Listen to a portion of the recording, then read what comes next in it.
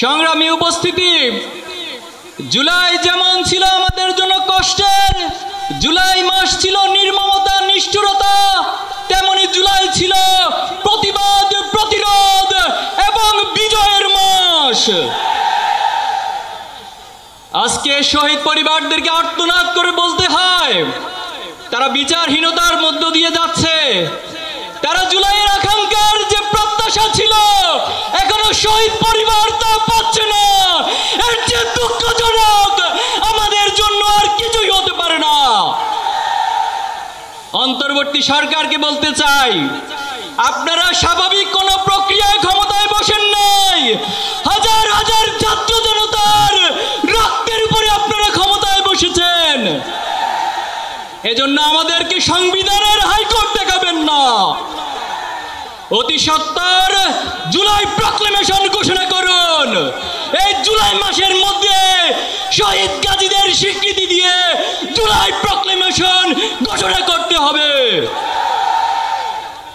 সংগ্রামী উপস্থিতি, বাংলাদেশের শিক্ষাঙ্গনগুলোকে গত 15 বছর সন্ত্রাস, মাদকের অভয়ারণ্যে পরিণত করা হয়েছে।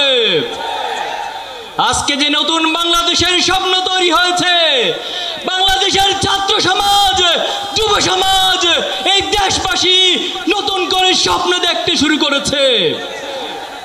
কিন্তু দুঃখজনক হলেও সত্য, এতগুলো সংস্কার কমিশন গঠন হয়েছে, অথচ শিক্ষা জাতির মেরুদণ্ড, শিক্ষার মধ্য দিয়ে একটি জাতি অগ্রসর হয়, সেই শিক্ষা সংস্কারের কোনো কমিশন গঠন করা হয় নাই।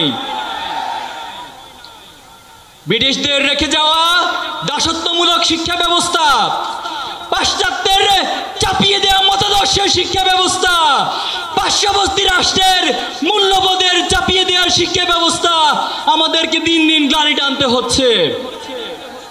জুলাই পরবর্তী এই বাংলাদেশে আমরা আজকের এই সমাবেশ থেকে দাবি করছি, অতি সত্বর এই বাংলাদেশের স্বাধীনতা, সার্বভৌমত্ব, এই বাংলাদেশের ইসলামী মূল্যবোধ, আদর্শিক মূল্যবোধ, জাতিসত্তার ইতিহাসকে ধারণ করে নতুন একটি আদর্শিক শিক্ষা ব্যবস্থা গড়ে তুলতে হবে।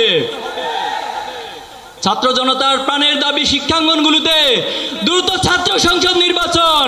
কিন্তু আমরা দেখতে পাচ্ছি এই ছাত্র সংসদ নির্বাচন নিয়ে বিভিন্ন মহল টালবাহানা করছে, কোণের রাজনীতি ফিরিয়ে আনার চেষ্টা করছে। আমরা বলতে চাই, শিক্ষার্থীদের প্রাণের দাবি এই ছাত্র সংসদ নির্বাচন অতি সত্বর সকল ক্যাম্পাসে আয়োজন করতে হবে।